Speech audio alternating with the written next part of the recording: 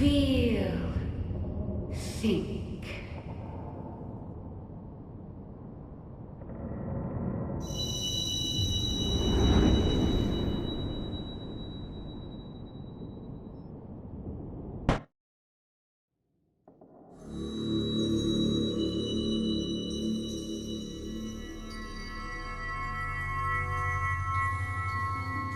Through time and space hast thou journeyed unto me, as I knew thou wouldst.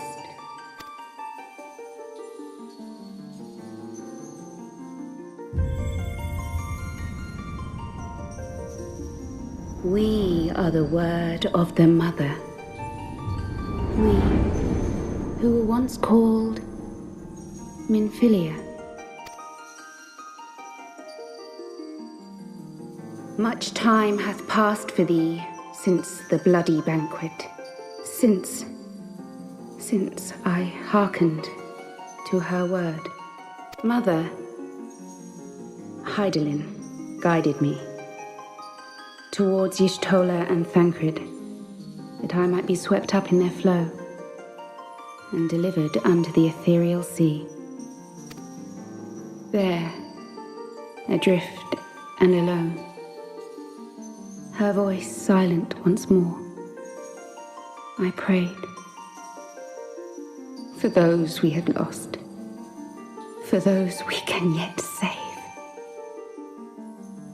To her I would make an offering. We speak now with one voice, one will, one word. Unto thee we bequeath the most precious of gifts, the truth which lieth at the heart of this world. Thus do we beseech thee once more. Hear, feel, think.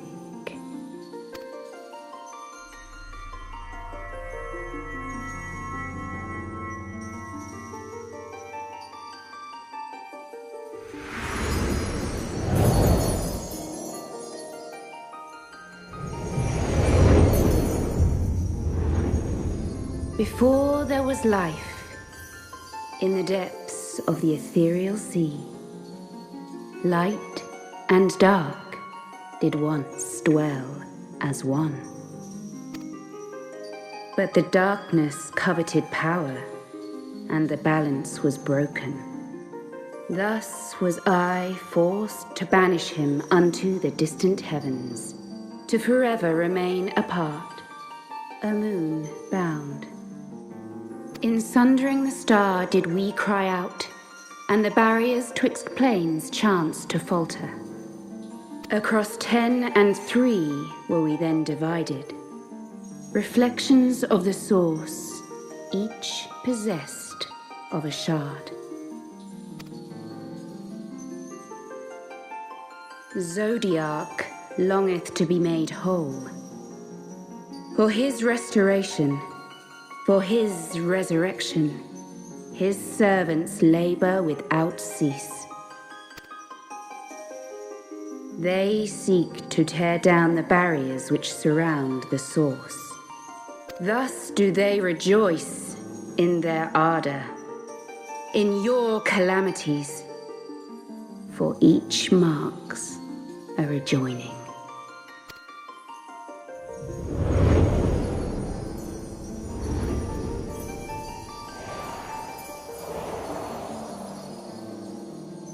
Seven times have they succeeded. 7 times hath the darkness grown stronger. 7 times have I failed. The Ascians cannot be suffered to continue. This is my final.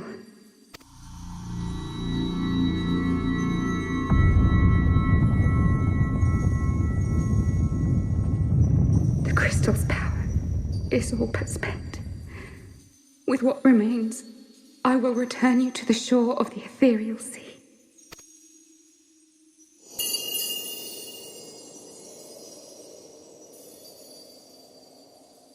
Blessed children, go forth and seek. Seek.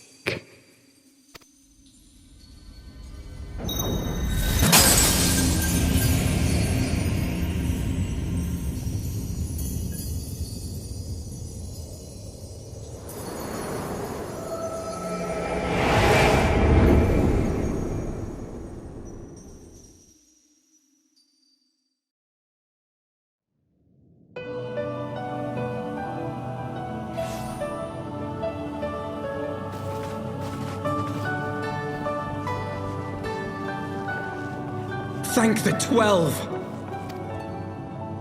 Did you find her? Did you find Minfilia?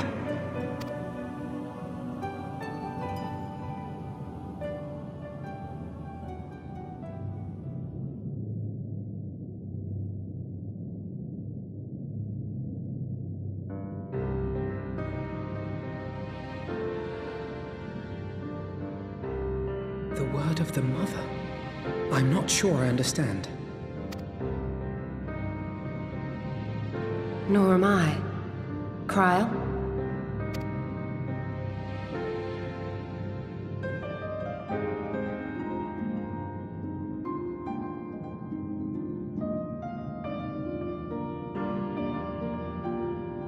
As unbelievable as it sounds, I see no reason to doubt her. The word's tale. No one was more sensitive to the will of Hydaelyn than Minfilia. And if Hydaelyn has grown so weak that she can barely make herself heard, it is not hard to see why Minfilia, having joined with her, might struggle to maintain her own form. What? Why would she need to maintain her own form? Are you saying she's gone?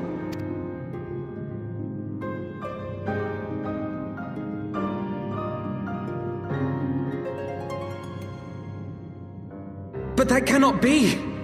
Not now. Not after all we have accomplished. We were meant to usher in the dawn's light together! She threw herself on the fire to fuel your dawn's light, boy. You'll just have to usher it in on your own. Must you be so ungentle?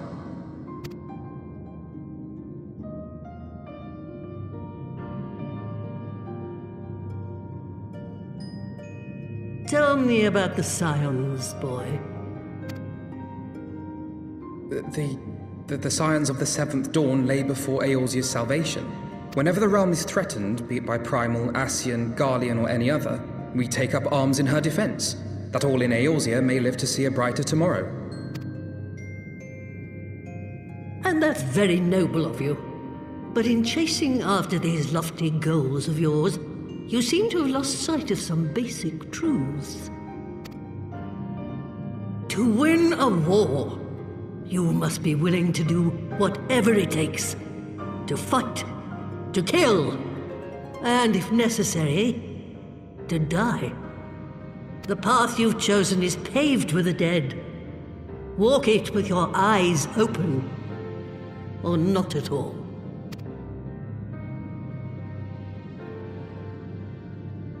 I know the truth of which you speak, and have from the first. If the Ascians will go to any length to resurrect their god, then we must needs be as committed to our cause, to unmask them and their schemes, and to crush them both utterly.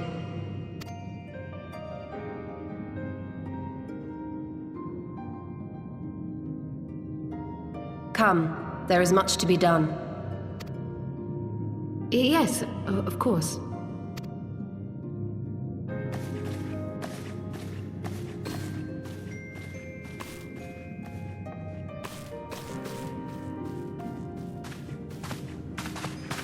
Thancred, wait!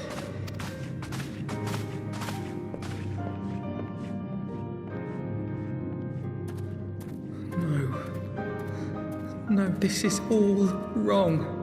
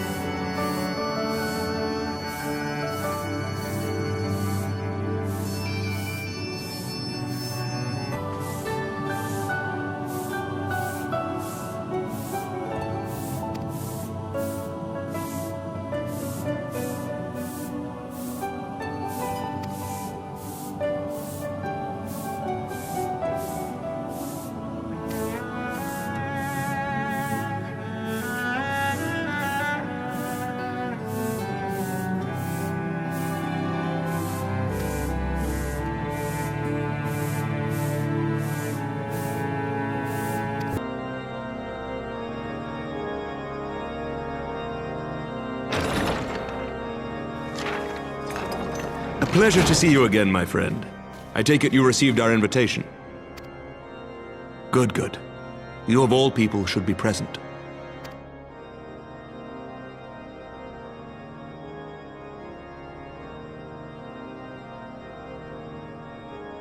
When the true brothers of the faith seized control of the vault, I feared the worst. Yet in adversity were we blessed with the promise of peace between man and dragon through Vidofnir's timely rescue of an innocent child. Timely, I say, though miraculous or providential might better describe the event. The gods themselves could not have devised a more fitting symbol of hope. Needless to say, we could scarce let such an opportunity pass us by. Which is why I set about making formal arrangements for a peace conference between our peoples.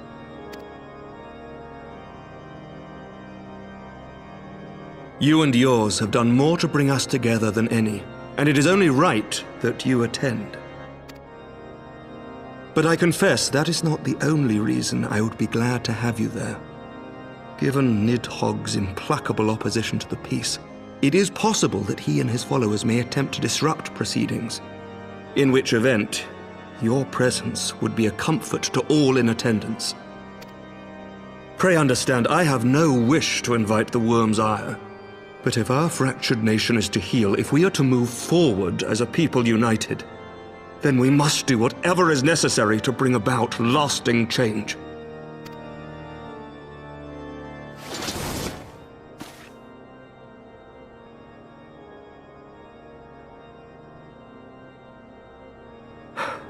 Tis nothing.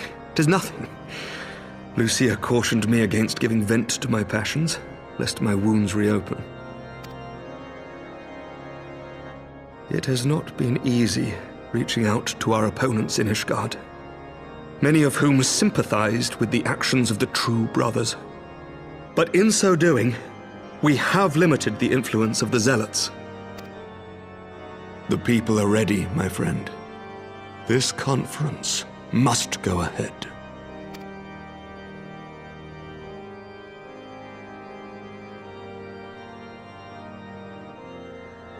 I knew you would understand. The conference will take place on the border of Ishgardian and Dravanian territory in Falcon's Nest. Lucia is there seeing to the final preparations even as we speak. Pray join her at your earliest convenience. It would not do for the guest of honor to arrive late after all.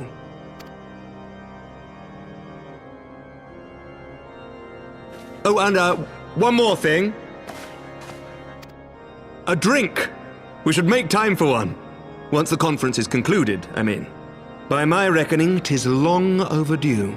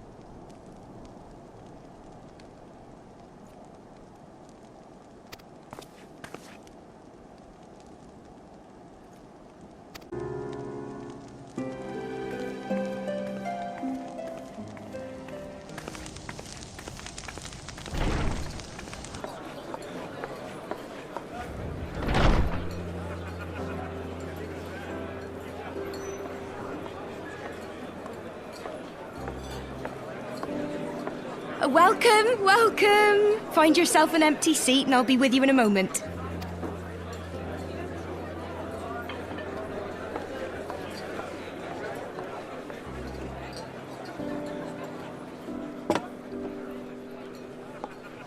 Cold out, isn't it? Here, a mug on the house. Let's get some colour back in them cheeks.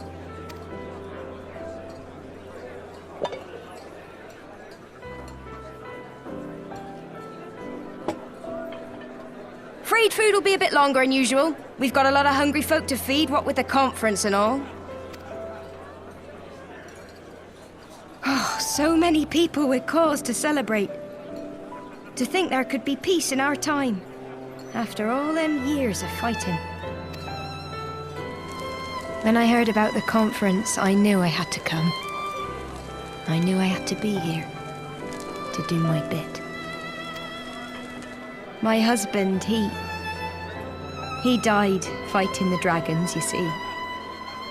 And here we are, about to break bread with him.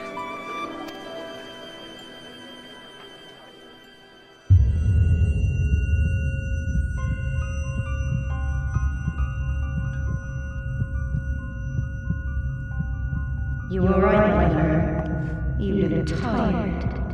Reckon you could do with a good long rest? After all you've done, I'd say you've earned it.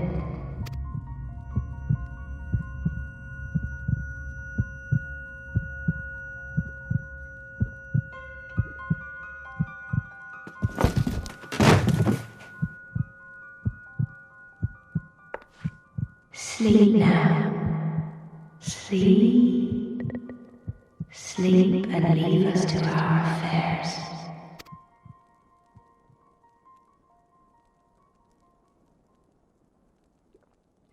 This was never your fight.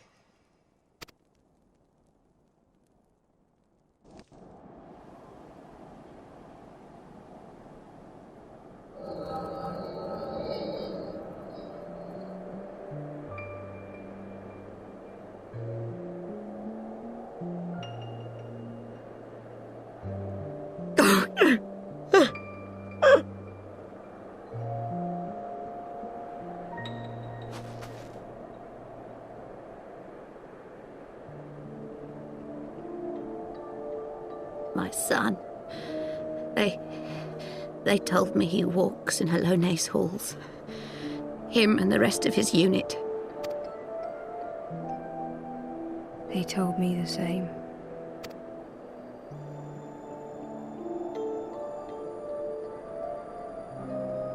I expect they think it's comforting. Every time I come, I cry. I cannot bear to remember, but to forget would be 1,000 times worse. Yet that is what they would have us do. Accept this truth for the sake of peace. Bury the past and look to the future. But he was my future. My flesh and blood. My heart.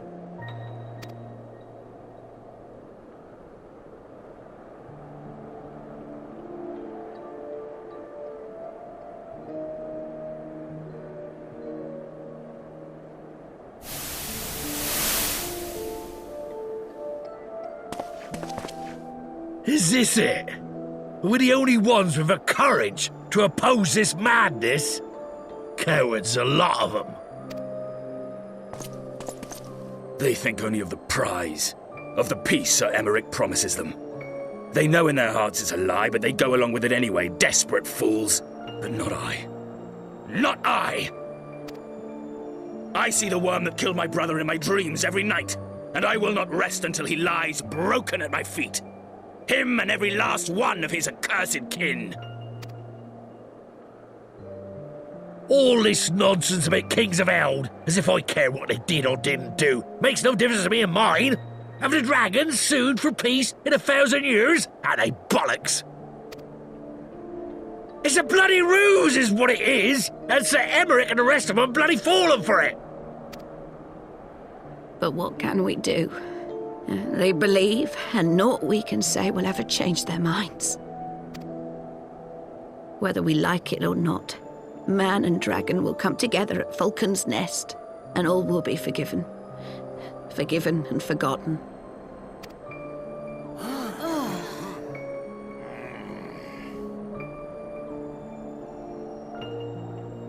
No. I will not let that happen. They will remember the true face of the enemy. I will show it to them. And we will rise up against them once more.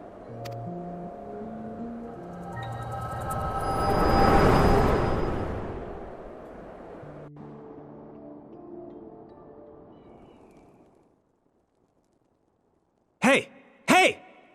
This is no time for napping.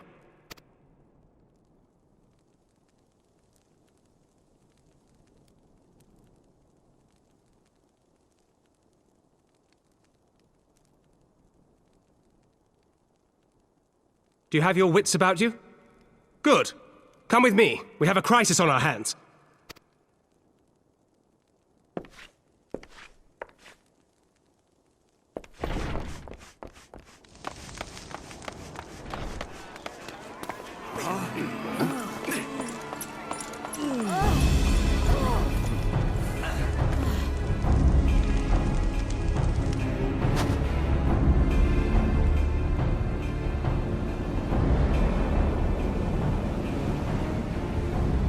Hear me, brothers and sisters.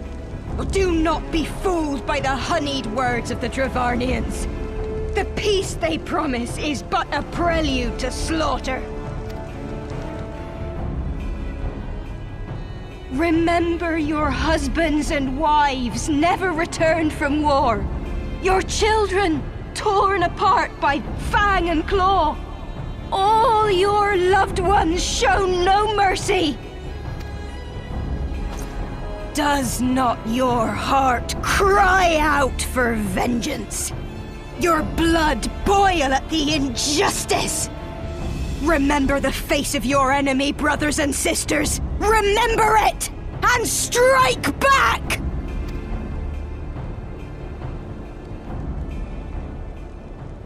You there! Don't just stand around gawping! Do something, man! Stop her! Yes, my lord.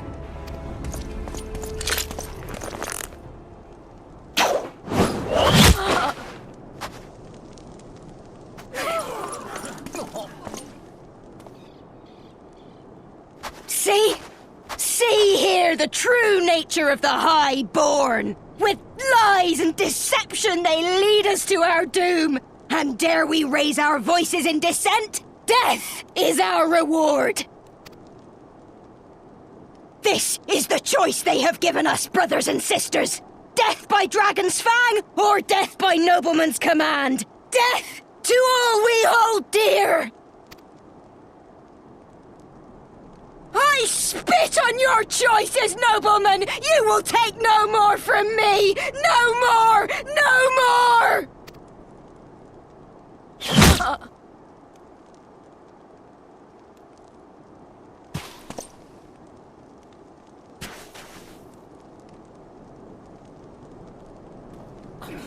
What have you done? I only did as you ordered, my lord.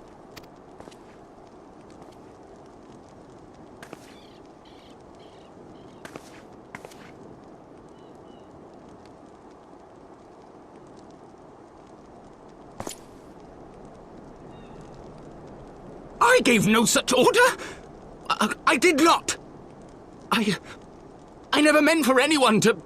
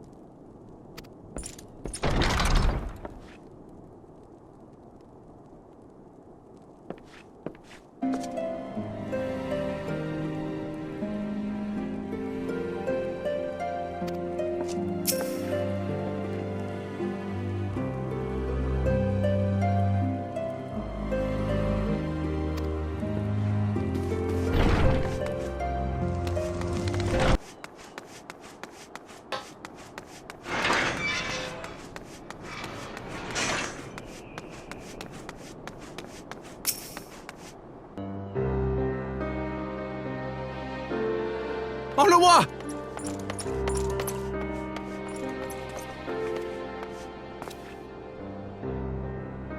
No, no! What have they done to you? Onawa! Onawa!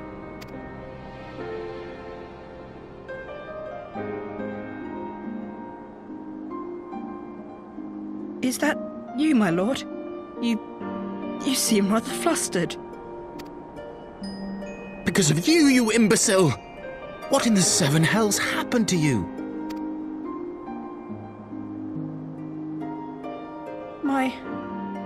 My apologies. Some few of the guests expressed a wish to leave, and I implored them to stay. It would seem they took issue with my request. Oh, gods forgive me. If I had only been more careful with my words.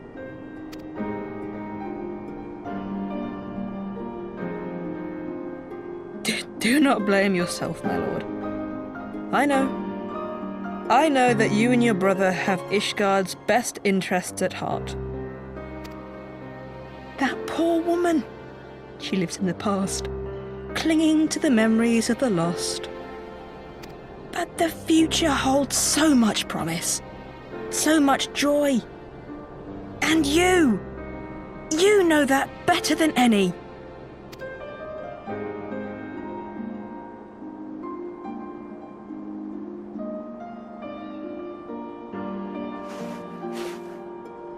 Onawa? Calm yourself. The boy will live.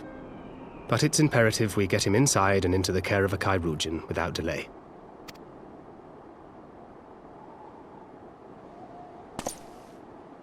Oh, we were so close! Why does it all have to fall to pieces? Don't they want to live in peace? Don't they want to be happy?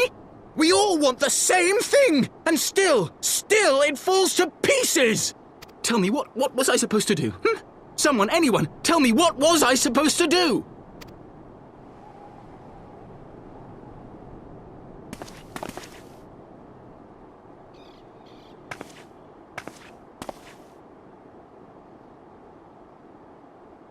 Stop looking to others.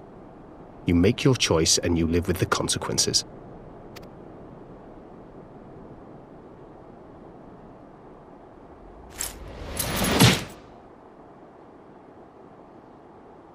And what would you know about consequences? You who always know just what to say and just what to do. Your every deed is greeted with a round of applause.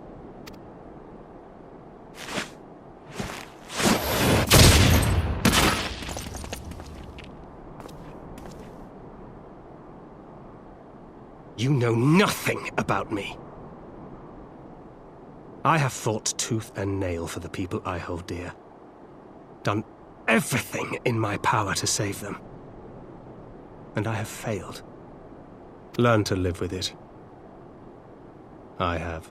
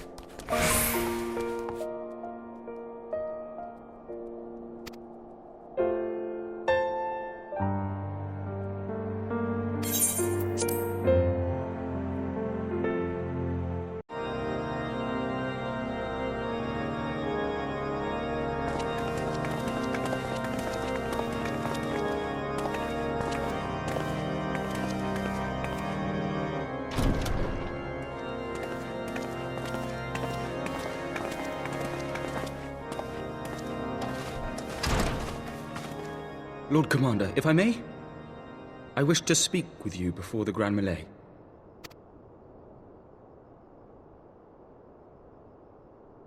Proceed. How do you do it, my lord? How do you lead with such certainty when so many of our countrymen will not hear of peace with the Dravanians? Some of them hate you almost as much as the dragons themselves. They decry you as a patricide in the streets. They even tried to kill you, for God's sakes. Yet still you march on, undaunted, where no archbishop dared to tread. What is your secret? Where do you find the strength?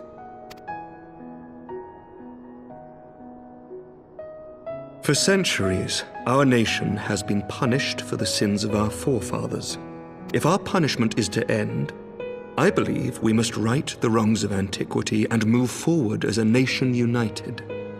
Needless to say, my father did not share this opinion. He did not believe the people strong enough to bring about their own deliverance, trusting only in himself. Tyranny seemed to him the only solution. But I have faith in the people, Lord Amanalain. I have faith that they will weather this storm and overcome every trial we set before them.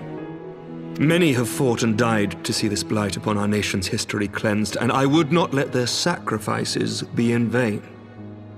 Though we invite reprisals, the risk is worth the reward.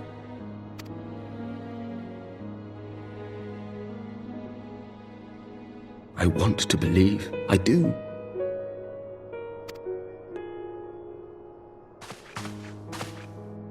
Lord Commander, through my careless orders, a pall has been cast over these proceedings, and I beg the opportunity to make amends.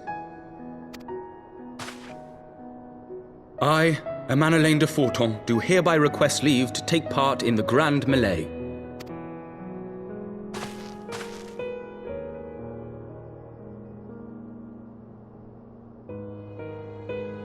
Who am I to deny such a heartfelt plea? We would be honored to have you join the fray, my lord.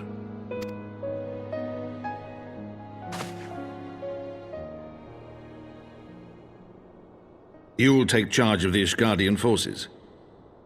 For all my other responsibilities, I am still Lord Commander of the Temple Knights, and I would not soon yield this duty to another.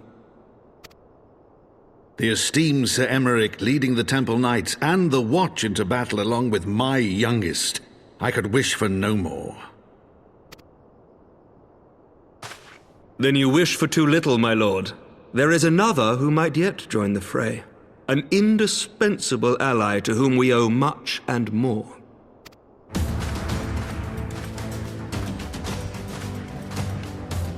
An adventurer beholden to none, who nevertheless chose to champion our cause, who has shared in our suffering and in our glory. A warrior without equal, who I am privileged to call a friend. There is no one I would rather have fighting by my side. I ask this in full knowledge of your obligations, and will not think less of you should you refuse. But if your conscience will allow it, might you oblige me, my friend, one more time?